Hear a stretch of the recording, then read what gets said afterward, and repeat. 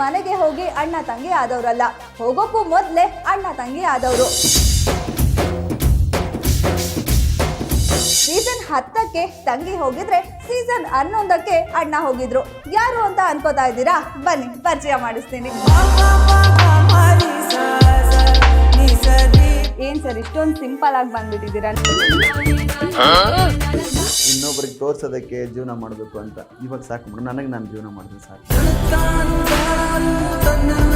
So ಅದು ನೀವೇ ಒಂದ್ಸರಿ ಕನ್ಫರ್ಮ್ ಮಾಡ್ಬಿಡ್ತೀರಾ? ಹೇಗೆ ರಿಲೇಷನ್ಸ್, ಹೇಗೆ ಪರಿಚಯ? ಎಲ್ರಿಗೂ ಡೌಟ್ ಬರುತ್ತೆ, ದೂರದ ಸಂಬಂಧ ಇಷ್ಟು ವರ್ಷ ಎಲ್ಲಿ ಹೋಗಿದ್ರು, ಇವಾಗ ಮಾತ್ರ ಕೂಡು ಓಡಾಡ್ತಾ ಇದ್ದಾರೆ, ಕೂಡು ವಿಡಿಯೋಗಳನ್ನ ಹಾಕ್ತಾರೆ ಅಂತ ಅನ್ನಿಸ್ಬೋದು. ಎಲ್ಲದಕ್ಕೂ ಒಂದು ಟೈಮ್ ಅಂತ ಬರಬೇಕು madam. Suresh is like my brother. So ರಕ್ತ ಹಂಚ್ಕೊಂಡು ಹುಟ್ಟಿಲ್ಲ ಅಷ್ಟೇ, ಬಟ್ ಅಷ್ಟೇ ಪ್ರೀತಿ ಇದೆ, ಅಷ್ಟೇ ಬಾಂಧವ್ಯ ಇದೆ, ಅಷ್ಟೇ ಕೇರಿಂಗ್ ಇದೆ. ಹಾಗಿದ್ರೆ ನೀವೇನಾದ್ರೂ ರೆಕಮೆಂಡ್ ಮಾಡಿದ್ರಾ ಸರಿ ಬಿಗ್ ಬಾಸಿಗೆ ಹೋಗೋಕೆ ಅಂತ? ನನಗನ್ನಿಸ್ತು ಇವ್ರು ಬಿಗ್ ಬಾಸ್ ಮನೆ ಒಳಗಡೆ ಹೋದ್ರೆ 100% ಇವರು ಸರ್ವೈವ್ ಆಗ್ತಾರೆ, ವಿನ್ನೂ ಆಗಿ ಬರ್ತಾರೆ ಅಂತ. ಹೆಣ್ಣು ಮಕ್ಕಳ ಬಗ್ಗೆ ಮಾತಾಡಬೇಡ. ಇವತ್ತು ಗೋಲ್ಡ್ ಸುರೇಶ್ ಆಗಿ ಇಲ್ಲಿ ಕೂತಿರೋದಕ್ಕೆ ಬಹುಮುಖ್ಯ ಪಾತ್ರ ನಮ್ಮ ತಂಗಿ. ನೀವು ಟಿಪ್ಸ್ ಕೊಟ್ಟಿದ್ರಾ? ಹಾಗಿದ್ರೆ ಏನಾದ್ರು ಹೀಗಿರ್ಬೇಕು, ಹೀಗೆ ಮಾಡಬೇಕು ಅಂತ ಏನಾದ್ರು? ಬಿಗ್ ಬಾಸ್ ಅಲ್ಲಿ ಕಾಂಟ್ರವರ್ಸಿ ಇದ್ದವರೇ ಸೆಲೆಕ್ಟ್ ಆಗೋದು ಅದು ಒಂದು ತಪ್ಪು ಕಲ್ಪನೆ.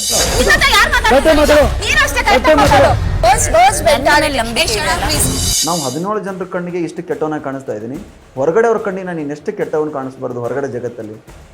ಬೇಡ, ಎಷ್ಟು ದಿನ ಹಬ್ಬ ಅಂದರೆ ಬದುಕ್ತೀವಿ. ಹಲೋ ನಮಸ್ಕಾರ, ಎಲ್ಲ ಗ್ಯಾರಂಟಿ ನ್ಯೂಸ್ ವೀಕ್ಷಕರಿಗೆ ಸ್ವಾಗತ. ನಾನು ನಿಮ್ಮ ಧನುಶ್ರೀ.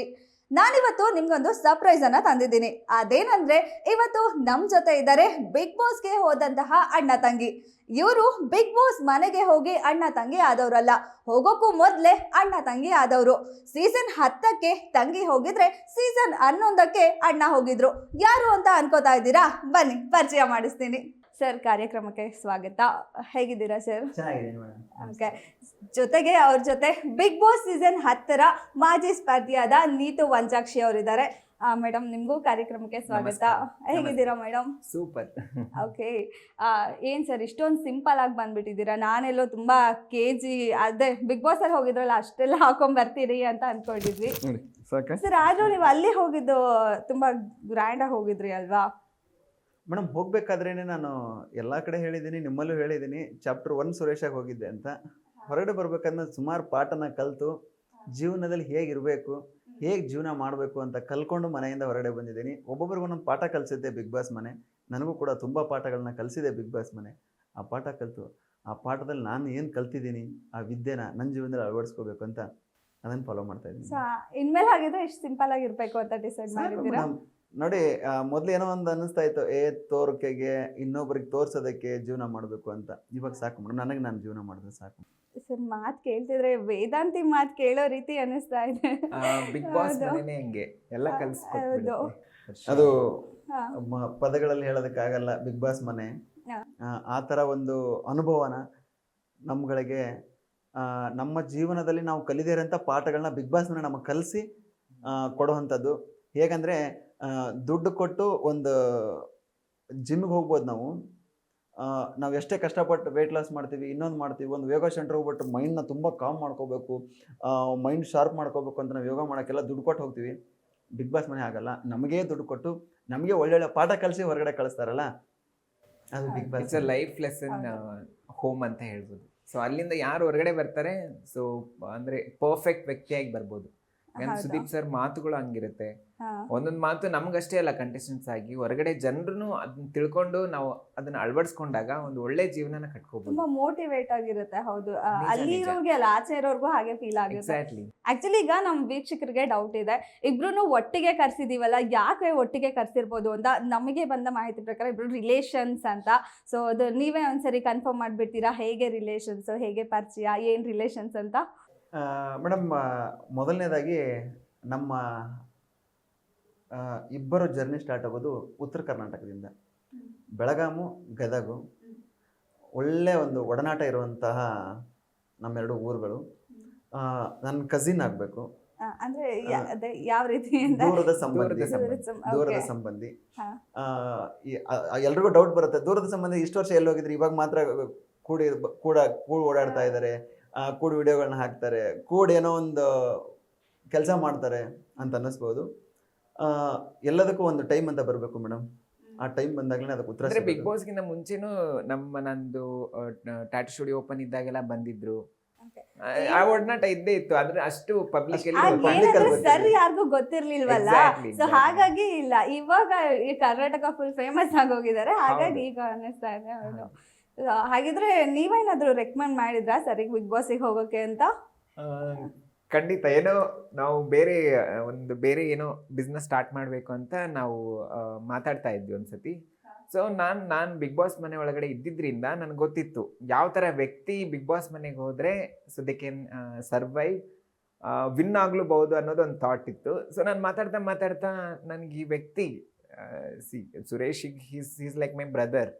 ಸೊ ರಕ್ತ ಹಂಚ್ಕೊಂಡು ಹುಟ್ಟಿಲ್ಲ ಅಷ್ಟೇ, ಬಟ್ ಅಷ್ಟೇ ಪ್ರೀತಿ ಇದೆ, ಅಷ್ಟೇ ಬಾಂಧವ್ಯ ಇದೆ, ಅಷ್ಟೇ ಕೇರಿಂಗ್ ಇದೆ.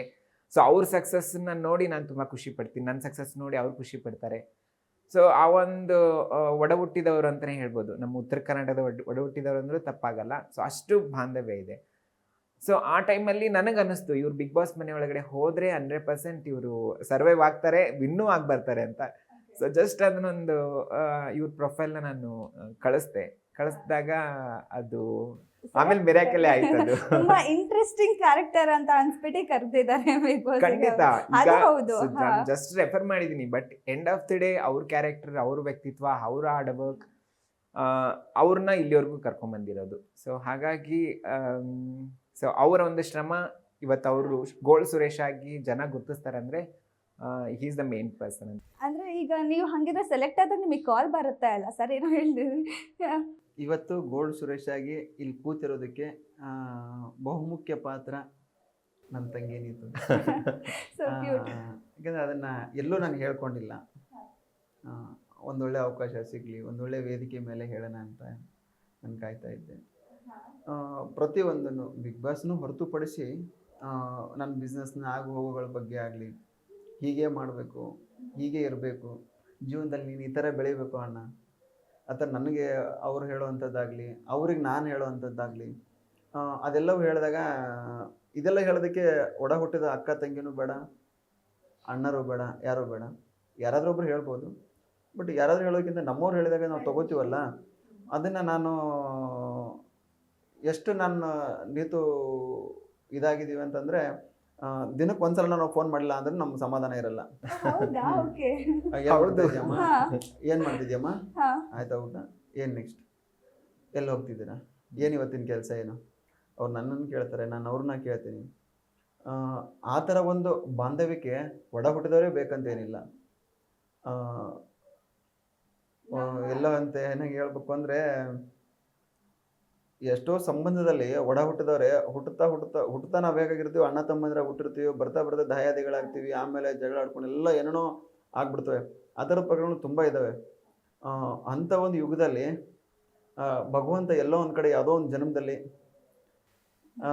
ನಾವು ಅಣ್ಣ ತಂಗಿ ಆಗಿ ಹುಟ್ಟಿದ್ವೇನೋ, ಅದಕ್ಕೆ ಈ ಜನ್ಮದಲ್ಲಿ ರಿಲೇಷನ್ ಇಂದ ನಾವು ಮತ್ತೆ ಅಣ್ಣ ತಂಗಿ ಆಗೋ ಥರ ಆಗಿದೆ. ಹಾಗಿದ್ರೆ ನಿಮಗೆ ಕಾಲ್ ಬಂದಾಗ ಅವರಿಗೆ ಹೇಳಿದ್ರಾ ಹಿಂಗೆ ಬಿಗ್ ಬಾಸ್ ಇಂದ ಕಾಲ್ ಬಂದಿತ್ತಂತ? ಕೊನೆವರೆಗೂ ನಾನು ಹೇಳಿರಲಿಲ್ಲ. ಕೊನೆ ಮೂಮೆಂಟಲ್ಲಿ ನಾನು ಹೇಳಿದ್ದುಂಟು, ಹಿಂಗೆ ಆಗಿದೆ ಅಂತ ಹೇಳಿದಾಗ ಫಸ್ಟ್ ನಾನು ಯಾರಿಗೂ ಫೋನ್ ಮಾಡಿ ಹೇಳಿಲ್ಲ. ಹಿಂಗೆ ಇದು ನಾನು ಹಿಂಗಾಗಿದೆ, ಕಾಲ್ ಬಂದಿದೆ, ನಾನು ಹೋಗ್ತಿದ್ದೀನಿ. ನಂಬ್ತಿರಲ್ಲ ಗೊತ್ತಿಲ್ಲ, ನಾನು ಅಷ್ಟು ಸೆಲೆಬ್ರೇಟ್ ಮಾಡಿಲ್ಲ, ಅವರೇ ಸೆಲೆಬ್ರೇಟ್ ಮಾಡಿದ್ದು. ನಾನು ಒಳಗಡೆ ಹೋಗಬೇಕಾದ್ರೆ, ನಾನು ಹೋದ್ಮೇಲೆ ನನ್ನ ಕಾಸ್ಟ್ಯೂಮಿಂದ ಹಿಡಿದು ನನ್ನ ಎಂಟೈರ್ ನೋಡ್ಕೊಂಡಿದ್ದೆ ನನ್ನ ತಂಗಿ ನೀತು. ಅಂದ್ರೆ ನಿಮಗೆ ಗೊತ್ತಿತ್ತಾ ಅವ್ರು ಕಳ್ಸಿದ್ರು ಅಂತ? ಏನಾದ್ರು ಅವ್ರ ಪ್ರೊಫೈಲ್ ಕಳ್ಸಿದ್ರು ಅಂತ ಹೇಳಿದ್ರಲ್ಲ, ಮಾತಾಡ್ಬೇಕಾದ್ರೆ ಹೇಳಿದ್ರು ಅವ್ರು ನನಗೆ, ಹಿಂಗ್ ಪ್ರೊಫೈಲ್ ಕಳ್ಸಿರ್ತೀನಿ ನಾನು ಅಂತ. ನಾನು ಕಳಿಸ್ರಿ, ನನ್ಗೆ ಯಾರೋ ನಮ್ಮನ್ನ ಎಲ್ಲೇ ಅವ್ರು ಗುರುತಿಸ್ತಾರೆ ಅಂತೆಲ್ಲ ಒಂದು ಮಾತುಗಳಿತ್ತು ನನಗೆ ತಲೆಯಲ್ಲಿ. ಫೈನಲಿ ಮೇಡಮ್ ಅವ್ರ ಪ್ರೊಫೈಲ್ ಕಳಿಸಿದ್ಮೇಲೆ ನನಗೆ ಅಲ್ಲಿಂದ ಚಾನಲಿಂದಾಗಲಿ, ಬಿಗ್ ಬಾಸ್ ಟೀಮಿಂದಾಗಲಿ ಸುಮಾರು ಇಂಟರ್ವ್ಯೂಗಳು ಇರ್ತವೆ. 7 ಇಂಟರ್ವ್ಯೂಗಳನ್ನ ನಾವು ಅಟೆಂಡ್ ಮಾಡಬೇಕಾಗುತ್ತೆ. ಅದ್ರಲ್ಲಿ ನಾವು ಪಾರಾಗಿ ಬರಬೇಕು. ಯಾಕಂದರೆ ಒಂದೊಂದು ಮೀಟಿಂಗಲ್ಲಿ ಒಬ್ಬೊಬ್ಬರು ಬಂದು ಮಾತುಕತೆ ಮಾಡ್ತಾರೆ, ಅವ್ರಿಗೆ ನಮ್ಮ ಕ್ಯಾರೆಕ್ಟರ್ ಇಷ್ಟ ಆಗಬೇಕು ಅಂದಾಗ ಮಾತ್ರ ನಾವು ತೊಗೊಳಕ್ಕಾಗೋದು. ನಾನು ಹೇಳ್ತಾ ಇದ್ದೇನೆ ಇದು, ಏಯ್ ನನ್ಗೆ ಆಗಲ್ಲ ಬಿಡು, ಇವ್ರು ಯಾರು ನಾನು ತೊಗೊಂತಾರೆ, 1 2 3 ಹಿಂಗೆ ಮೀಟಿಂಗ್ ಮಾಡ್ಕೊಂಡು ಹೋಗ್ತಾರೆ ಅಂತ ನಾನು ಅನ್ಕೋತಾ ಇದ್ದೆ. ಬಟ್ ನನಗೊಂದು ಕಾನ್ಫಿಡೆನ್ಸ್ ಇತ್ತು ಸೆಲೆಕ್ಟ್ ಆಗೇ ಆಗ್ತಾರೆ, ಹೋಗೇ ಹೋಗ್ತಾರೆ ಅಂತ. ಬಟ್ ಯೂಶಲಿ ಇವಾಗ ಬಿಗ್ ಬಾಸ್ ಅಂದರೆ ಕಾಂಟ್ರವರ್ಸಿ ಆದರೆ ಸೆಲೆಕ್ಟ್ ಮಾಡ್ತಾರೆ, ಈ ಥರ ಏನಾದರೂ ಪ್ರಾಬ್ಲಮ್ ಮಾಡ್ಕೊಂಡ್ರೆ ಸೆಲೆಕ್ಟ್ ಮಾಡ್ತಾರೆ ಅನ್ನೋದೊಂದು ಮೂಢನಂಬಿಕೆ ಇದೆ. ಅಂದರೆ ಎಲ್ಲರೂ ಅನ್ಕೊಂಡಿರೋದೇ ಅದು, ಆ ರೀತಿ ಸೆಲೆಕ್ಟ್ ಆಗ್ತಾರೆ. ಆಲ್ರೆಡಿ ಒಂದು ಇಮೇಜ್ ಕ್ರಿಯೇಟ್ ಮಾಡಿರ್ಬೇಕು ಅಂತ ಹೇಳ್ತಾರೆ. ಬಟ್ ಲೈಕ್ ಈ ಥರ ವ್ಯಕ್ತಿಗಳು ಏನು ಕಾಂಟ್ರವರ್ಸಿ ಇಲ್ಲದೆ ಏನು ಇಲ್ದೇನೆ ಒಂದು ವ್ಯಕ್ತಿ ಸೆಲೆಕ್ಟ್ ಆಗಬೇಕಂದ್ರೆ ಆ ವ್ಯಕ್ತಿತ್ವನೇ ಅವ್ರನ್ನ ಅಲ್ಲಿವರೆಗೂ ಕರ್ಕೊಂಡು ಹೋಗೋಕ್ಕೆ ಚಾನ್ಸಸ್ ಆಗಿದ್ದು. ಸೊ ಹಾಗಾಗಿ ಬಿಗ್ ಬಾಸ್ ಅಲ್ಲಿ ಕಾಂಟ್ರವರ್ಸಿ ಇದ್ದವರೇ ಸೆಲೆಕ್ಟ್ ಆಗೋದನ್ನು ಅದು ಒಂದು ತಪ್ಪು ಕಲ್ಪನೆ. ನೀವು ಟಿಪ್ಸ್ ಕೊಟ್ಟಿದ್ರಾ ಹಾಗಿದ್ರೆ ಏನಾದ್ರು, ಹೀಗಿರ್ಬೇಕು ಹೀಗ್ ಮಾಡ್ಬೇಕು ಅಂತ ಏನಾದ್ರು? ಸೆಲೆಕ್ಟ್ ಆದಾಗ ಯೂಶಲಿ ಅದು ನಾರ್ಮಲ್ ಆಗಿ ಹಿಂಗಿದ್ರೆ ಚೆನ್ನಾಗಿರ್ತೀವಿ, ಹಿಂಗೆ ಚೆನ್ನಾಗಿ ಹೇಳಿರ್ತೀವಿ, ಬಟ್ ಒಳಗಡೆ ಆಗೋದೇ ಬೇರೆ. ನಾವ್ ಎಷ್ಟೇ ಹೇಳ್ಕೊಟ್ರು ಎಷ್ಟೇ ಹೇಳಿದ್ರು ನೀವೇನೇ ಹಿಂಗೆ ಇರಬೇಕು ಅಂತ ಅನ್ಕೊಂಡು ಹೋಗಿ ಅದು ಉಲ್ಟಾನೇ ಪ್ಲ್ಯಾನ್ ಮಾಡ್ಕೊಳ್ಳಿ, ಅಲ್ಲಿ ವರ್ಕ್ ಆಗಲ್ಲ ಮೇಡಮ್. ಯಾಕಂದರೆ ಅಲ್ಲಿ ಏನು ಬಿಗ್ ಬಾಸ್ ಕಡೆಯಿಂದ ನಮಗೆ ಸಜೆಷನ್ ಬರುತ್ತೆ, ಏನು ಅವರು ಒಂದು ಟಾಸ್ಕ್ ಕೊಡ್ತಾರೆ, ಆ ಬೇಸ್ ಮೇಲೆ ನಾವು ಆಟ ಆಡಬೇಕು, ಆ ಬೇಸ್ ಮೇಲೆ ನಾವು ಹೋಗಬೇಕು. ಬಿಟ್ಟರೆ ನಾವೇನೋ ಇಲ್ಲಿ ಥಿಂಕ್ ಮಾಡ್ಕೊಂಡು ಒಳಗಡೆ ಹೋಗ್ಬಿಟ್ಟು ನಾವು ಆ ಥರ ಇರ್ತೀವಿ, ಆ ಥರ ಆಟ ಆಡ್ತೀವಿ ಅಂದರೆ ಆಗಲ್ಲ ಮೇಡಮ್. ಖಂಡಿತ ಅಲ್ಲಿ 1-2 ವಾರಕ್ಕೆ ಹೊರಗಡೆ ಬರಬೇಕಾಗುತ್ತೆ ಅಷ್ಟೇ. ನಾವೇನೋ ಅನ್ಕೊಂಡ್ರೆ ಅಲ್ಲಿ ಬಿಗ್ ಬಾಸ್ ಟೀಮೇ ಬೇರೆ ಬೇರೆ ಮಾಡಿರ್ತಾರೆ ಅವರು. ಹಾಗಿದ್ರೆ ಪ್ರಿಪೇರ್ ಆಗಿ ಹೋಗೋದು ಯೂಸೇ ಇಲ್ಲ. ಸಾಧ್ಯನೇ ಇಲ್ಲ. ಯಾಕಂದ್ರೆ ಅಲ್ಲಿ each and every minute, each and every second ನಿಮ್ಗೆ ಒಂದು ಕ್ಯಾಮ್ರಾಸ್ ಎಲ್ಲ ಕ್ಯಾಪ್ಚರ್ ಮಾಡ್ತಿರುತ್ತೆ. ನಿಮ್ಮ ಹಾವ ಭಾವ, ನಿಮ್ಮ ಮಾತು, ಒಂದೊಂದು ನುಡಿನೂ ತುಂಬ ಇಂಪಾರ್ಟೆಂಟ್ ಆಗುತ್ತೆ. ಸೊ ಹಾಗಾಗಿ ಇಲ್ಲಿ ಯಾರೂ ಕಾಪಾಡೋಕ್ಕಾಗಲ್ಲ, ಅವ್ರನ್ನೇ ಕಾಪಾಡ್ಕೋಬೇಕು ಬಿಗ್ ಬಾಸ್ ಮನೆ ಒಳಗಡೆ. ಹಾಗಾಗಿ ಅವ್ರ ವ್ಯಕ್ತಿತ್ವನೇ ಇಲ್ಲಿವರೆಗೂ ಅವ್ರಿಗೆ ತಂದಿರೋದು. ಆಕ್ಚುಲಿ ತುಂಬಾ ಜನ ಟ್ರೋಲ್ ಆಗಿತ್ತು ಸರ್, ದುಡ್ಡು ಕೊಟ್ಬಿಟ್ಟು ಹೋಗ್ಬಿಟ್ಟಿದ್ದಾರೆ ಗೋಲ್ಡ್ ಸುರೇಶ್ ಅವರು. ಸೊ ಹಾಗೆ ಸೆಲೆಕ್ಟ್ ಆದ್ರು ಅಂದ್ರೆ ಏನ್ ಫೇಮಸ್ ಇಲ್ಲ ಏನಿಲ್ಲ, ಹೇಗೆ ಹೋಗಕ್ ಸಾಧ್ಯ? ಸೊ ಅಷ್ಟೇ, ದುಡ್ಡು ಕೊಟ್ಟು ಹೋಗಿದ್ದಾರೆ ಅಂತ ತುಂಬಾ ಕಡೆ ಟ್ರೋಲ್ ಆಗ್ತಿತ್ತು. ಈಗ ಅವ್ರಿಗೆ ಕ್ಲಾರಿಫಿಕೇಶನ್ ಸಿಕ್ಕಿದೆ ಅನ್ಸುತ್ತೆ. ಬಿಗ್ ಬಾಸ್ ಅವರು ನನಗೆ ದುಡ್ಡು ಕೊಟ್ಟು ಕಳಿಸಿದ್ದಾರೆ ಹೊರಗಡೆ. ಆಕ್ಚುಲಿ ಬಿಗ್ ಬಾಸ್ ಹೌದು, ದುಡ್ಡು ಕೊಟ್ಟು ಹೌದು. ಇವ್ರನ್ನ ದುಡ್ಡು ಕೊಟ್ಟು ಹೊರಗಡೆ ಕರ್ಕೊಂಡು ಹೋಗಿದ್ರು. ಇವಾಗ ಹೊರಗಡೆ ಬಂದ್ಮೇಲೆ ನಿಮ್ದು ದುಡ್ಡು ತಗೊಳ್ಳಿ ಅಂತ ಹೇಳ್ಬಿಟ್ಟು ಅವರೇ ನನಗೆ ಹೇಳ್ತಾ ಇದ್ದಾರೆ. ಯಾಕಂದರೆ ಹೇಗಿರುತ್ತೆ ಅಂದರೆ, ನಾನು ದುಡ್ಡು ಕೊಟ್ಟು ಆ ಥರ ಶೋ ಮಾಡೋದಾದರೆ, ನಾನು ಒಂದು ಸಿನಿಮಾ ಪ್ರೊಡ್ಯೂಸ್ ಮಾಡಿದ್ರೆ ನಾನು ಸಾಕು, ಇಲ್ಲ ನಾನೇ ಒಂದು ಸಿನಿಮಾ ಹೀರೋ ಆಗಿಬಿಟ್ಟು ನಾನು ಮಾಡಿದ್ರೆ ನನಗೆ ಅಲ್ಲೇ ಹೆಸರು ಬಂದುಬಿಡ್ತದೆ, ನಾನೇನು ಮಾಡೋವಂಥದ್ದಿಲ್ಲ ನನಗೆ. ಅದು ಆ ಶೋದ ಪ್ಯಾಟರ್ನ್ ಇರೋದೇ ಹಾಗೆ. ಆ್ಯಕ್ಚುಲಿ ನಿಮಗೆ ದುಡ್ಡಿನ ಅವಶ್ಯಕತೆ ಇಲ್ಲ ಅಂತ ನೀವು ಅನ್ಬೋದು, ಬಟ್ ಅವರು ಏನು ಮಾಡ್ತಾರೆ ಅಂತಂದರೆ, ಯಾವ ವ್ಯಕ್ತಿಗೆ ಏನು ಮಾಡಬೇಕು, ಏನು ಕೊಡಬೇಕು, ಅವ್ರ ಕಡೆಯಿಂದ ಅದನ್ನು ಕೊಟ್ಟೇ ಕೊಡ್ತಾರೆ. ನಾವು ಬೇಡ ಅಂದರೂ ಕೂಡ ಅವರು ಇಲ್ಲ ಅದಾಗಲ್ಲ, ನಮಗೊಂದು ರೆಮ್ಯುನರೇಷನ್ ಫಿಕ್ಸ್ ಮಾಡೇ ಮಾಡ್ತಾರೆ, ಅದನ್ನು ಅವ್ರು ಕೊಟ್ಟೇ ಕೊಡ್ತಾರೆ. ಹಾಗಿದ್ರೆ ನೀವು ಪೇಮೆಂಟ್ ಬೇಡ ಅಂತ ಹೇಳಿದ್ರಾ? ಪೇಮೆಂಟ್ ಬೇಡ ಅಂತ ನಾನು ಹೇಳಿರಲಿಲ್ಲ, ಬಟ್ ಬಂದಿರೋ ಪೇಮೆಂಟ್ನ ನನ್ನ ಬೇರೆ ಸಾಮಾಜಿಕ ಕಾರ್ಯಗಳಿಗೆ ನಾನು ಉಪಯೋಗ ಮಾಡೋಣ ಅಂತ ನನ್ನ ತಲೆಯಲ್ಲಿದ್ದು, ಅದಕ್ಕೆ ಉಪಯೋಗನೂ ಮಾಡ್ತಾ ಇದ್ದೇನೆ ನಾನು ಅದನ್ನು. ಅದರಿಂದ ಯಾವುದೋ ನಾನು ತೊಗೊಂಡು ಇನ್ನೊಂದೇನೋ ಮಾಡಬೇಕು ಅನ್ನೋದು ನನಗಿರಲಿಲ್ಲ. ಒಳ್ಳೆ ರೆಮ್ಯುನರೇಷನ್ ಕೊಟ್ಟಿದ್ದಾರೆ, ನನ್ನನ್ನು ಚೆನ್ನಾಗಿ ನೋಡ್ಕೊಂಡಿದ್ದಾರೆ. ಅದು ರಿವೀಲ್ ಮಾಡಂಗಿಲ್ಲ ಅಲ್ಲ? ಮಾಡಂಗಿಲ್ಲ ಮೇಡಮ್, ನೀವು ಕೇಳಬೇಡಿ, ನಾವು ಹೇಳೋದಿಲ್ಲ. ಸರಿ, ಇಷ್ಟು ಬಿಗ್ ಬಾಸ್ ಸ್ಪರ್ಧೆ ಯಾರಿಗೆ ಕೇಳಿದ್ರು ಯಾರು ಹೇಳೋದೇ ಇಲ್ಲ, ಅದಕ್ಕೆ ನೀವು ಹೇಳ್ತೀರೇನೋ ಅಂತ ಕೇಳಿದ್ವಿ. ಹೇಳಕ್ಕಾಗಲ್ಲ ಅದು. ನೀವು ಹೇಗೆ ಸೆಲೆಕ್ಟ್ ಆಗಿದ್ದು ಬಿಗ್ ಬಾಸ್ಗೆ? ನನ್ನ ಜರ್ನಿ ಡಿಫ್ರೆಂಟ್ ಆಗಿತ್ತು. ಸೊ ನನ್ನ ಜರ್ನಿಲಿ ತುಂಬ ಹರ್ಡಲ್ಸ್ ಇತ್ತು, ತುಂಬ ಏರುಪೇರುಗಳಿದ್ವು. ಅದನ್ನು ಮೆಟ್ಟು ನಿಂತು ನಾನು ಬಂದಿದ್ದೀನಿ. ಸೊ ಹೊರಗಡೆನೇ ಒಂದು ಬಿಗ್ ಬಾಸ್ ಇತ್ತು ನನ್ನ ಲೈಫಲ್ಲಿ. ಸೊ ಎಲ್ಲ ಥರ ಚಾಲೆಂಜಸ್ ಇತ್ತು. ನನಗೆ ನಾನು ಸ್ಟ್ಯಾಂಡ್ ತೊಗೊಂಡು ಜೀವನ ಮಾಡಬೇಕಾಗಿತ್ತು. ಸೊ ಅದೆಲ್ಲನೂ ಮಾಡಿ ಒಂದು ಮಿಸ್ ಟ್ರಾನ್ಸ್ಕ್ವೀನ್ ಇಂಡಿಯಾ ಅನ್ನೋ ಒಂದು ಕಿರೀಟನ ಮುಡಿಗೇರಿಸ್ಕೊಂಡೆ. ಸೊ ಅದಾದಮೇಲೆ ಇಂಟರ್ನ್ಯಾಷನಲಿ, ಅಂತಾರಾಷ್ಟ್ರೀಯ ಮಟ್ಟದಲ್ಲಿ ನಾನು ರೆಪ್ರೆಸೆಂಟ್ ಮಾಡಿದೆ. ಸೊ ಅದಾದಮೇಲೆ ಹಂಗೆ ಸೂಪರ್ ಕ್ವೀನು CTVಲಿ. ಸೊ ಅದಾದಮೇಲೆ ಲೈಕ್ ಗುರ್ತಿಸ್ಕೊಂಡಾಗ ಬಿಗ್ ಬಾಸ್ ಇದರಿಂದ ಕಾಲ್ ಬಂದು then I got selected. Actually ಅದೇ ನೆಕ್ಸ್ಟ್ ಕೇಳೋಣ ಅಂತಿದೆ. ಅದು ಈಗ ಟ್ರಾನ್ಸ್ ಕ್ವೀನ್ ಇಂಡಿಯಾ, ಅದು ಆ ಮೂಮೆಂಟ್ ಎಲ್ಲ ಹೇಗಿತ್ತು ನಿಮಗೆ? ವಿನ್ ಆಗಿದ್ದು ಅದೆಲ್ಲ ಹೇಗಿತ್ತು ಆ ಮೂಮೆಂಟ್?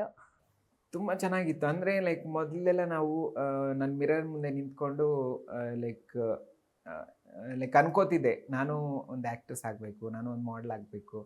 ಯಾವ್ದಾರ TV ನೋಡಿದಾಗ ಓಕೆ ನಾನು ಈ ಥರ ಎಕ್ಸ್ಪ್ರೆಷನ್ಸ್ ಕೊಡ್ಬೋದಲ್ಲ, ನಾನು ಈ ಥರ ಭಾಗವಹಿಸ್ಬೋದಲ್ಲ ಅಂತ.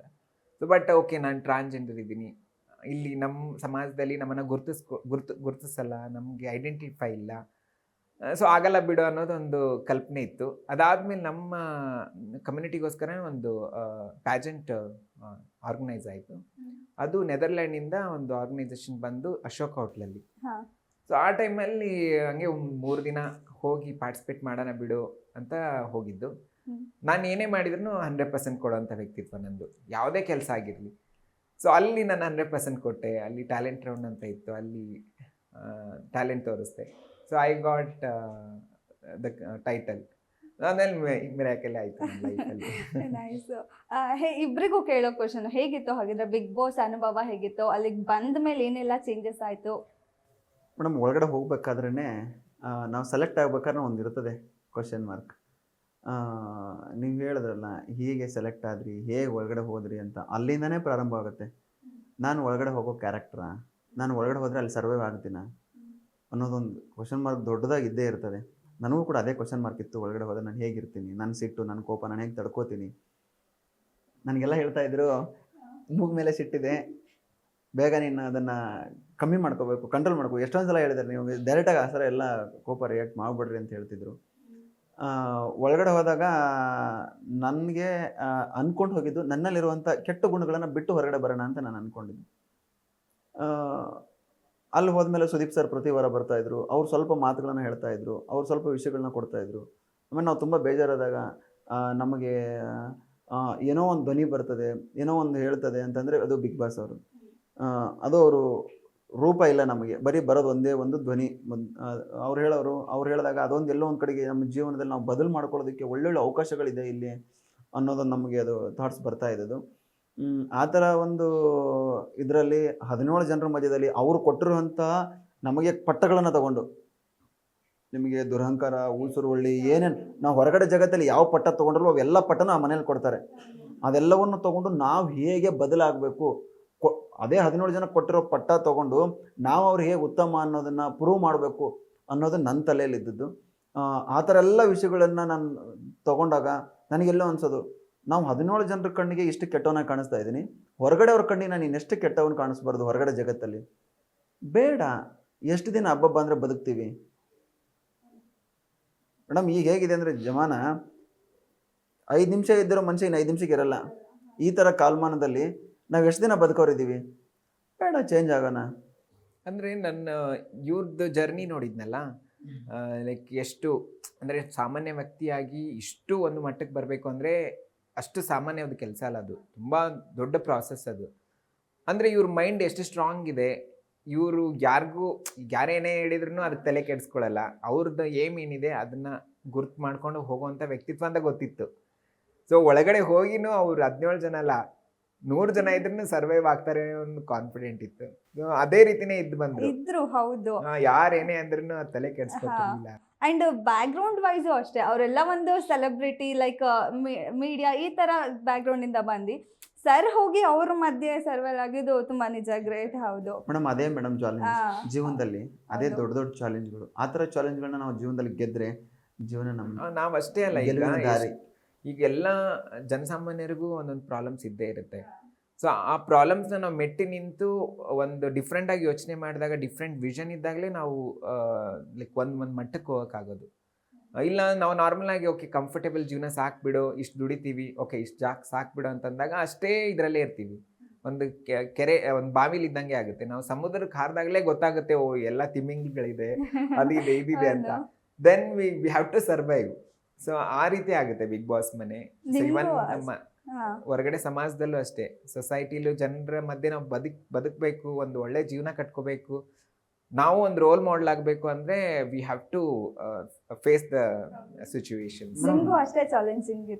100% ಮೇಡಮ್. ನನಗೆ ಒಂದು ಥರ ಚಾಲೆಂಜಸ್ಗಳಾದರೆ, ನನಗಿಂತ ಹೆಚ್ಚು ಚಾಲೆಂಜಸ್ಗಳನ್ನ ನೀತು ಫೇಸ್ ಮಾಡಿದ್ದಾರೆ. ನೀತು ಸಣ್ಣ ಪುಟ್ಟ ಚಾಲೆಂಜ್ನ ಫೇಸ್ ಮಾಡಿ ಬಂದು ನಿಂತ್ಕೊಳ್ಳೋದು, ಈ ಜಾಗದಲ್ಲಿ ನಿಂತ್ಕೊಳ್ಳೋದು ಭಾಳ ಕಷ್ಟ ಇದೆ. ಈಗ ಹೇಗಿದೆ ಅಂದರೆ, ನಮಸ್ಕಾರ ಅಂದರೆ ಈ ಕಡೆ ಮುಖ ತಿರ್ಗಿಸ್ಕೊಂಡು ಹೋಗೋ ಜಮಾನ ಇದು. ಅಂಥದ್ರಲ್ಲಿ ಎಲ್ಲರೂ ಮೆಟ್ಟು ನಿಂತು ಎಲ್ಲರ ಜೊತೆ ಒಳ್ಳೆ ಬಾಂಧವ್ಯ ಇಟ್ಕೊಂಡು ಈ ಒಂದು ಮಟ್ಟಕ್ಕೆ ಬರೋದಿದೆಯಲ್ಲ, ಭಾಳ ಕಷ್ಟ ಇದೆ.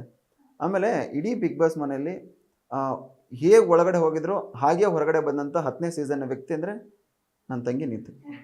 ಯಾವುದೂ ಒಂದು ಕೆಟ್ಟ ಮಾರ್ಕ್ ತೊಗೊಳ್ದೆ, ಒಬ್ಬರ ಕಡೆಯಿಂದ ಬಟ್ಟು ಮಾಡಿ ತೋರಿಸ್ಕೊಳ್ದೆ ಹೊರಗಡೆ ಬಂದಂಥ ವ್ಯಕ್ತಿ. ಅವ್ರ ವ್ಯಕ್ತಿತ್ವ ಹೇಗಿದೆಯೋ ಹಾಗೆ ಹೊರಗಡೆ ಬಂದರು.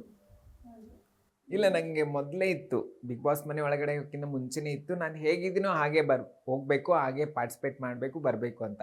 ಸುಮ್ಮನೆ ಜಗಳ ಆಡೋದು, ಸುಮ್ಮನೆ ಏನೋ ಮಾತಾಡೋದು, ಸುಮ್ಮನೆ ನಾವು ಕಾಣಿಸ್ಕೋಬೇಕು ಅಂತ ಇದು ಮಾಡೋದು ಅದು ಮಾಡ್ಬೋದಾಗಿತ್ತು ನಾನು ಮನ್ಸು ಮಾಡಿದ್ರೆ. ಬಟ್ ನನಗೆ ಅದೆಲ್ಲ ಬೇಡ ಆಗಿತ್ತು. ಯಾಕಂದರೆ ನನಗೇನು ಹೊರಗಡೆ ಸಿಕ್ಕಿಲ್ವೋ ಅದನ್ನು ಗಳಿಸ್ಕೊಂಬರೋಣ ಅಂತ ಹೋಗಿದ್ದು. ಬಟ್ ನಾನು ಬಿಗ್ ಬಾಸ್ ಮನೆ ಒಳಗಡೆಯಿಂದ ಬಂದ ತಕ್ಷಣ ನಾನು ಜನ ಕೊಟ್ಟಿದ್ದ ಪ್ರೀತಿ ಇದೆಯಲ್ಲ, ಅದನ್ನು ಅದು ಎಷ್ಟು ಕೋಟಿ ಕೊಟ್ಟರು ಸಿಗಲ್ಲ ಅದು. ಅದಕ್ಕೆ ಬಿಗ್ ಬಾಸ್ ಮನೆ ಅಂದರೆ ಅಷ್ಟು ಪ್ರೀಶಿಯಸ್ ನನಗೆ. ತುಂಬಾ ಚೇಂಜಸ್ ಆಗಿದೆ ಆಗಿದ್ರೆ ಆಚೆ ಬಂದ್ಮೇಲೆ. ಎಸ್ ಎಸ್ ಎಸ್ ತುಂಬ ಚೇಂಜಸ್ ಆಯಿತು. ಮೊದಲು ಇಷ್ಟು ದಿನದ ಹಾರ್ಡ್ ವರ್ಕ್ ಬೇರೆ, ಅಂದರೆ ಲೈಕ್ ಅಷ್ಟು ಹಾರ್ಡ್ ವರ್ಕ್ ಮಾಡಿದ್ದೆಲ್ಲ ಅದೊಂದು ಒಂದು ಒಳ್ಳೆ ಜರ್ನಿ ಆಯಿತು ನಂಗೆ ಬಿಗ್ ಬಾಸ್ ಮನೆ. ಹೊರಗಡೆ ಬಂದ ತಕ್ಷಣ ಓಕೆ ನಾವು ಇಷ್ಟು ಕಷ್ಟಪಟ್ಟೆ, ನಾನು ಒಂದು ಸಾರ್ಥಕತೆಯ ಜೀವನ ಆಯ್ತಲ್ಲಪ್ಪ ಅನ್ನೋದೊಂದು ಆ ಒಂದು ಖುಷಿ ಇದೆ ನನಗೆ. ಹೌದು. ಮೇಡಮ್ ಹೇಗಂದರೆ ಒಳಗಡೆ ಹೋಗ್ಬೇಕಾದ್ರೆ ನಮಗೆ 4 ಜನಕ್ಕೆ ಮಾತ್ರ ಗೊತ್ತು ನಾನು ಯಾರಂತ. ಹೊರಗಡೆ ಬರಬೇಕಾದ್ರೆ ಎಲ್ರಿಗೂ ನಾವು ಯಾರು ಅಂತ ಗೊತ್ತಿರುತ್ತೆ. ಮತ್ತು ನಮಗೆ ಜವಾಬ್ದಾರಿಗಳು ಜಾಸ್ತಿ ಆಗ್ತಾ ಹೋಗುತ್ತೆ. ಪ್ರತಿಯೊಂದರಲ್ಲೂ ನಮ್ಮನ್ನು ಜನ ಅಬ್ಸರ್ವ್ ಮಾಡ್ತಿರ್ತಾರೆ. ಏನು ಮಾಡ್ತಾ ಇದ್ದಾನೆ ಸುರೇಶ್, ನೀತು ಏನು ಮಾಡ್ತಾ ಇದ್ದಾರೆ, ಜನಕ್ಕೆ ಏನು ಸಂದೇಶ ಕೊಡ್ತಾ ಇದ್ದಾರೆ, ಯಾವ ಥರ ಒಳ್ಳೊಳ್ಳೆ ಕಾರ್ಯಗಳನ್ನ ಮಾಡೋದು, ಒಳ್ಳೊಳ್ಳೆ ಕೆಲಸ ಮಾಡ್ತಾ ಇದ್ದಾರೆ ಅಂತ. ಯಾಕಂದರೆ ಇವಾಗ ನಾವು ಕನ್ನಡದ ಪ್ರೀತಿಯ ಜನರ ಮನೆ ಮಕ್ಕಳು ನಾವು. ಅವರು ನಮಗೆ ಪ್ರೀತಿ ವಿಶ್ವಾಸ ಕೊಟ್ಟಿಲ್ಲ ಅಂದರೆ ನಾವೆಲ್ಲೂ ಇರ್ತಾ ಇರಲಿಲ್ಲ. ಅವ್ರು ಕೊಟ್ಟ ಮೇಲೆ ನಾವು ಅವ್ರಿಗೆ ಋಣಿ ಆಗಿರ್ಬೇಕು ಯಾವತ್ತೂ ಕೂಡ. ನನಗೆ ಯಾವಾಗಲೂ ಕೊರಗು ಅನ್ನಿಸ್ತಾ ಇತ್ತು, ಹೊರಗಡೆ ಬರಬೇಕಾದ್ರೆ ಜನ ನನ್ನನ್ನು ಯಾವ ಥರ ಸ್ವೀಕಾರ ಮಾಡಿದ್ದಾರೆ, ಹೊರಗಡೆ ಹೇಗಿರುತ್ತೋ ಅಂತ ಅಂದ್ಕೊಂಡು ಬಂದಾಗ ನನಗೆ ಕಮ್ಮಿ ಒಂದು 100 ಕಾಲ್ ಬಂದರೆ ಅದರಲ್ಲಿ ಒಂದು 99 ಕಾಲ್ಸ್ ಹೇಳೋದು ಒಂದೇ ಮಾತು, ನೀನು ಹೊರಗಡೆ ಬಂದದ್ದು ಭಾಳ ಬೇಜಾರಿದೆ ನಮಗೆ. ಅದನ್ನು ಹೊರತುಪಡಿಸಿ ಹಳೆ ಸೀಸನಲ್ಲಿ ನೀತು ಬಂದದ್ದು ಭಾಳ ಬೇಜಾರಿದೆ ನಮಗೆ. ನೀವಿಬ್ಬರು ತುಂಬ ನಿಮ್ಮ ವ್ಯಕ್ತಿತ್ವದಲ್ಲಿ ನೀವು ಆಟ ಆಡ್ತಾ ಇದ್ರಿ, ಎಲ್ಲೂ ಬೇರೆಯವ್ರ ಥರ ಡಾಂಬಿಕವಾಗಿ ಇನ್ನೊಂದೇನೋ ಒಂಥರ ನಾಟಕ ಮಾಡಿಕೊಂಡು ಮುಖವಾಡ ಹಾಕ್ಕೊಂಡು ನೀವೆಲ್ಲೂ ಇರಲಿಲ್ಲ ಅಂತ ಪದಗಳನ್ನ ಕೇಳಿದಾಗ ಶೋ ಗೆದ್ದಷ್ಟೇ ಖುಷಿ ಆಯ್ತು ಮೇಡಮ್. ಗೆದ್ದಂಗೆ ಅದು ಅಲ್ಲಿ ಶೋ ಗೆದ್ರೆ ಜಸ್ಟ್ 1 ಸೀಸನ್ ವಿನ್ನರ್ ಅಂತ ಆಗ್ತೀರಿ. ಈ ಜನದ ಪ್ರೀತಿ ನಿಮ್ ಲೈಫ್ ಲಾಂಗ್ ಇರುತ್ತೆ. ಯಾವ್ದೋ ಇದನ್ನ ಯಾರು ಕಿತ್ಕೊಳ್ಳೋಕ್ಕಾಗಲ್ಲ ಮೇಡಮ್. ಹೌದು, ಲೈಫ್ ಟೈಮ್ ವರ್ಗೂ ಇದ್ದೇ ಲೈಫ್ ಟೈಮ್ ಇದ್ದಂಗೆ ಇದು. ಆ ಖುಷಿ ಇದೆ, ಆ ಸ್ವಾರ್ಥಕತೆ. ನಾನು ಅದೇ ಅನ್ಕೊಂಡಿದ್ದೆ, 10 ದಿನ ಇದ್ರು ನಾನಾಗಿ ಇದ್ದು ಬರ್ಬೇಕು. ಸುಮ್ಮನೆ 100 ದಿನ ಇರ್ಬೇಕಂತ ಏನೇನೋ ಮಾಡಿದ್ರೆ ಇದ್ದೇ ಇರ್ತೀವಿ ಖಂಡಿತ. ನಿಮ್ಗೆ ಈಗ ಅನ್ನಿಸ್ತಾ ಇದ್ಯಾ ಈ ಲಾಸ್ಟ್ ಸೀಸನ್ ಈ ಸೀಸನ್ ಸ್ವಲ್ಪ ಜಾಸ್ತಿ ಆ ಥರ ಅಂದರೆ ಕ್ಯಾಮ್ರಾಗೆ ಕಂಟೆಂಟ್ ಕೊಡಬೇಕು ಲೈಕ್ ಆ ಥರ ಮಾಡ್ತಾ ಇದ್ದಾರೆ ಅಂತ ನಿಮಗೆ ಅನ್ನಿಸ್ತಾ ಇದೆಯಾ ಏನಾದರೂ? ಲಾಸ್ಟ್ ಸೀಸನ್ ಈ ಸೀಸನ್ ಸ್ವಲ್ಪ ಜಾಸ್ತಿ ಅಂತ ಖಂಡಿತ ಅನ್ನಿಸ್ತು. ಬಿಗಿನಿಂಗಲ್ಲಿ ಒಂದು 5-6 ಜನ ಬಿಟ್ಟು ಬೇರೆಯವರೆಲ್ಲ ಒಂದು ಸ್ವಲ್ಪ ಬೇಕಂದ್ರೆ ಹೈಪ್ ತಗೋಬೇಕು ಅಂತ ಮಾತಾಡೋದಾಯ್ತು, ಕಿರ್ಚಾಡೋದಾಯ್ತು. ತುಂಬಾ ಜನ ಇದ್ದಾರೆ ಆಕ್ಚುಲಿ ಮಾಡಿದ್ರು. ಬಟ್ ನಮ್ಮ ಬ್ರದರ್ ಹಂಗೆ ಇದ್ರು, ಅವ್ರ ವ್ಯಕ್ತಿತ್ವ ಅವ್ರು ಕಾಪಾಡ್ಕೊಂಡ್ರು. ಬಟ್ ಬೇರೆಲ್ಲ ಮಾಡಿದ್ದಾರೆ. ಮೇಡಮ್ ಏನು ಗೊತ್ತಾ, ನೋಡೋರ ಕಣ್ಣಿಗೆ ನಾನೇನೋ ನಾಟಕ ಮಾಡ್ಬಿಡ್ತೀನಿ, ನಾನೇನೋ ಹಿಂಗೆ ಕಾಣಿಸ್ಕೊಬೇಕು ಅಂತ ನಾನೇನಾದ್ರು ಕ್ರಿಯೇಟ್ ಮಾಡೋಕೆ ಹೋದರೆ ತುಂಬ ದಿನ ಇರಲ್ಲ ಮೇಡಮ್. ಅದು ಒಂದೇನಾದ್ರು ಮಾಡೋಕೆ ಹೋದರೆ ಅದಕ್ಕೆ ಇನ್ನೊಂದೇನಾದ್ರು ಎಡವಟ್ಟಾಗಿರುತ್ತೆ. ಅದನ್ನು ಮುಚ್ಚೋಕ್ಕೆ ಇನ್ನೊಂದೇನಾದ್ರು ತಪ್ಪು ಮಾಡಬೇಕು. ನನಗದು ಇಷ್ಟ ಇರಲಿಲ್ಲ. ಇರೋದೇ ಹಿಂಗೆ, ಕೊಡ್ತೀರಾ ಕೊಡಿ, ಏನೇನು ಕೊಡಬೇಕು ಎಲ್ಲ ನನಗೆ ಕೊಡಿ, ನಾಮಿನೇಟ್ ಮಾಡ್ಬೇಕಾ ಮಾಡಿ, ಕಳಪೆ ಕೊಡ್ಬೇಕಾ. ಈಗ ಬಿಗ್ ಬಾಸ್ ಮನೆಯಲ್ಲಿ ಕಳಪೆ, ನಾಮಿನೇಟ್, ಈ ಕುತಂತ್ರಿಯಾಗಿ ಅಪ್ರಾಮಾಣಿಕ ಏನೇ ಬಂದ್ರು gold Suresh gold Suresh gold Suresh. ಅದು ನಿಮಗೆ ಏನು ಫೀಲ್ ಆಗ್ತಾಯಿತ್ತು? ಆಚೆ ನನ್ನ ವ್ಯಕ್ತಿತ್ವ ಏನಾದರೂ ಹಾಳಾಗ್ತಿದ್ಯಾ, ಜನರಿಗೆ ಹೆಂಗೆ ಕಾಣಿಸ್ತಾ ಇದೆ ಇವ್ರು ಈ ಥರ ಹೇಳ್ತಾರೋದಕ್ಕೆ ಅಂತ ಅನ್ನಿಸ್ತಾ ಇತ್ತಾ ಯಾವಾಗ? ಅದಕ್ಕೆ ಯಾವತ್ತೂ ನಾನು ಎದೆ ಯಪ್ಪ ಹೆಂಗೋ ನನ್ನ ಜೀವನ ಆ ಕುಗ್ಗಿದವನಲ್ಲ ನನ್ನ ಮನೆಯಲ್ಲಿ. ಕೊಡ್ತೀರಾ, ತುಂಬ ಖುಷಿಯಾಗಿರುತ್ತೆ. ಕೊಡ್ತೀರಾ ಕೊಡಿ, ನಿಮ್ಮದು ಕೊಡ್ತಾ ಇದ್ರೆ ಕೊಡಿ, ನಾನು ಕೊಟ್ಟಾಗ ಹಂಗೆ ತಗೋಬೇಕು. ಅಳಿಯನ್ ಡೈಲಾಗ್ ಇದು. ಅಳಿಯ ನನಗೆ ಹೇಳ್ಕೊಟ್ಟ, ಅಳಿಯನಿಂದ ಬಹಳ ಪಾಠ ಕಲ್ತಿದ್ದೀನಿ. ಅವನು ಹೇಳೋನು ಒಂದೇ, ಮಾವ ನೀನು ಎಲ್ಲಿ ತಪ್ಪು ಮಾಡ್ತೀವಿ ಗೊತ್ತಾ, ಈ ಮಾತುಗಳನ್ನು ಆಡಬೇಡ, ಈ ಒಂದೊಂದು ಒಂದೇ ಒಂದು ಚಿಕ್ಕ ಪದ ತಪ್ಪು ಮಾತಾಡಿದ್ರೆ ಅವ್ನು ಕಂಡು ಬಿಡೋನು. ನೋಡು ಈ ತಪ್ಪು ಮಾಡಿದೆಲ್ಲ, ಇದನ್ನು ನೆಕ್ಸ್ಟ್ ನಿಮ್ಮ ತಪ್ಪು ನೀನು ಮಾಡಬೇಡ ಅಂತ ಹೇಳೋನು. ಅವಾಗ ನನಗೆ ಅದನ್ನು ತಗೋತಾ ಹೆಂಗಾಗ್ಬಿಟ್ಟೆ ನಾನು, ಕೊಡ್ತೀರಾ ಕೊಡ್ರಿ, ನಾನೇನು ತಪ್ಪು ಮಾಡಿದೇನೋ ಅಂತ ಜನ ನೋಡಿ ನಿರ್ಧಾರ ಮಾಡ್ತಾರೆ. ನಿಮ್ಮ ಕಣ್ಣಿಗೆ ಮಾತ್ರ ನಾನು ತಪ್ಪಿತಸ್ಥ ಕಾಣ್ಬೋದು, ಜನಗಳ ಕಣ್ಣಿಗೆ ನಾನು ಸರಿ ಇದೀನೋ ತಪ್ಪು ಇದೀನೋ ಜನ ನಿರ್ಧಾರ ಮಾಡ್ತಾರೆ ಅಂತ ಈ ಥರ ಜನಗಳ ಮೇಲೆ ಬಿಟ್ಟು ಬಿಡ್ತಿದ್ದೆ ನಾನು. ಅವ್ರಿಗೆ ಯಾರೋ ಒಬ್ಬರು ಒಪಿನಿಯನ್ಗೋಸ್ಕರ ನಾನು ಡಿಪೆಂಡ್ ಆದವನು ಅಲ್ವೇ ಅಲ್ಲ. ಅಲ್ಲಿ ಹೆಂಗೆ ಗೊತ್ತಾ, ಒಂದು ಸ್ವಲ್ಪ ಓಕೆ ಈ ಫೀಲ್ಡಿಂದ ಬಂದಿದ್ದಾರೆ, ಓಕೆ ಇವರು ಸ್ವಲ್ಪ ಸೈಲೆಂಟ್ ಇದ್ದಾರೆ ಅಂತ ಟಾರ್ಗೆಟ್ ಮಾಡೇ ಮಾಡ್ತಾರೆ. ನನಗೂ ಟಾರ್ಗೆಟ್ ತುಂಬಾ ಆಯ್ತು. ಆಮೇಲೆ ನಾವು ಸಿಡಿದಿದ್ದಾಗ ಲೈಕ್ ಮಾತಾಡಿದಾಗ ಲೈಕ್ ಅವ್ರು ಒಂದ್ ಸ್ವಲ್ಪ ಸೈಲೆಂಟ್ ಆಗ್ತಾರೆ. ಎಕ್ಸಾಕ್ಟ್ಲಿ ಹೌದು, ಎಲ್ಲಾ ಕಡೆ ಹಾಗೆ ಅಲ್ವಾ, ನಾವು ಸೈಲೆಂಟ್ ಆಗಿದ್ರೆ ನಮ್ಮ ಮೇಲೆ ಬರ್ತಾರೆ, ಬಂದೇ ನಾವು ಬರ್ತಾರೆ. ವಾಪಸ್ ಆದ್ರೆ ಹೌದು.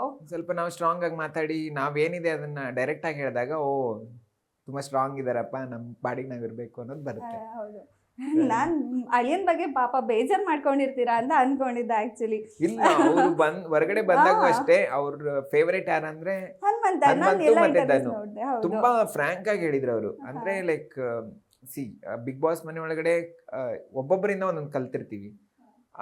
ಕಲ್ತಾಗ ಅದನ್ನ ಮತ್ತೆ ಹೊರಗಡೆ ಬಂದು ನಾವು ಹೇಳ್ತೀವಲ್ಲ, ಅದು ವ್ಯಕ್ತಿತ್ವ ಕಾಣಿಸುತ್ತೆ ಅದ್ರಲ್ಲಿ.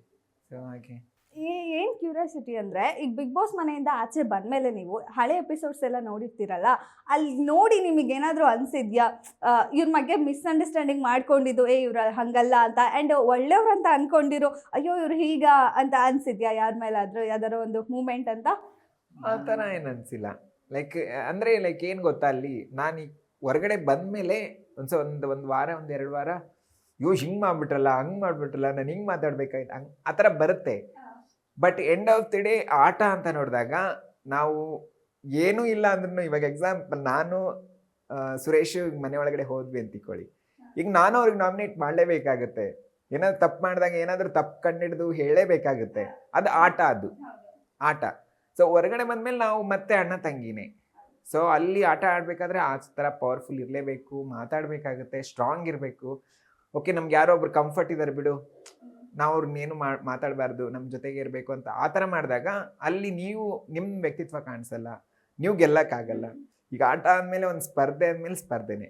ಸೊ ನನಗೆ ಹೊರಗಡೆ ಬಂದಮೇಲೆ ಹಂಗೆ ಅನ್ನಿಸ್ತು. ಸ್ವಲ್ಪ ದಿನ ಹಂಗಿತ್ತು. ಇವಾಗ ನಾನು ನೋಡುತ್ತಿರ್ಬೇಕಾದ್ರೆ ಓ ಅವ್ರಿಗೋಸ್ಕರ ಅವ್ರು ಫೈಟ್ ಮಾಡ್ತಿದ್ದಾರೆ, ಗುಡ್ ಅನ್ನೋ ಥರ ಫೀಲ್ ಆಗುತ್ತೆ. ಪೂರಾ ಎಪಿಸೋಡ್ ನೋಡಿದ್ರಾ? ನೋಡಿದೆ. ಎಲ್ಲರದು ಈಗ ನೋಡಿ, ಬಿಗ್ ಬಾಸ್ ಅಂತ ಅನ್ಬೇಕು ಅಂದ್ರೆ, ಒಂದು ಎಂಟರ್ಟೈನಿಂಗ್ ಆಗಿರ್ಬೇಕು ಅಂದ್ರೆ ಎಲ್ಲ ಥರ ಕ್ಯಾರೆಕ್ಟರ್ಸ್ಗಳು ತುಂಬ ಇಂಪಾರ್ಟೆಂಟ್ ಆಗುತ್ತೆ. ಸೊ ಅಲ್ಲಿ ಎಲ್ಲರೂ ಸೈಲೆಂಟ್ ಆಗಿಬಿಟ್ರು, ಎಲ್ಲರೂ ಒಳ್ಳೆಯವ್ರಾಗ್ಬಿಟ್ರೆ ಅಲ್ಲಿ ಯಾರು ನೋಡಲ್ಲ ಶೋ, ಯಾವುದೂ ಹಿಟ್ಟು ಆಗಲ್ಲ ಶೋ. ಸೊ ಹಾಗಾಗಿ ಎಲ್ಲ ಕ್ಯಾರೆಕ್ಟರ್ ಇದ್ದಾಗಲೇ ಅದೊಂದು ಬಿಗ್ ಬಾಸ್ಗೊಂದು ಮೆರಗು ಅಂತ ಹೇಳಕ್ ಇಷ್ಟಪಡ್ತೀನಿ. ಮೇಡಮ್, ನಾನು ಇಲ್ಲಿವರೆಗೆ ಯಾವುದೇ ಎಪಿಸೋಡ್ ನೋಡಿಲ್ಲ. ನೋಡೋ ಆಸಕ್ತಿನೂ ನನಗಿಲ್ಲ. ಅದನ್ನ ಆಟವಾಗಿ ಆಟ ಆಡಿ ಬಂದಿದ್ದೀನಿ. ಅದನ್ನ ಎಪಿಸೋಡ್ ನೋಡೋದಕ್ಕಿಂತ ಖುಷಿ ಏನು ಅಂದರೆ, ನಮ್ಮ ಬಗ್ಗೆ ಟ್ರೋಲ್ಗಳು ಮಾಡಿರ್ತಾರಲ್ಲ, ಅದನ್ನ ನೋಡಿದಾಗಲೇ ಗೊತ್ತಾಗ್ಬಿಡುತ್ತೆ ನಾವು ಆಟ ಆಡಿದ್ದೀವಿ, ಏನು ಆಟ ನಾವು ತೋರಿಸಿದ್ವಿ ಅಂತ ಹೇಳ್ಬಿಟ್ಟು.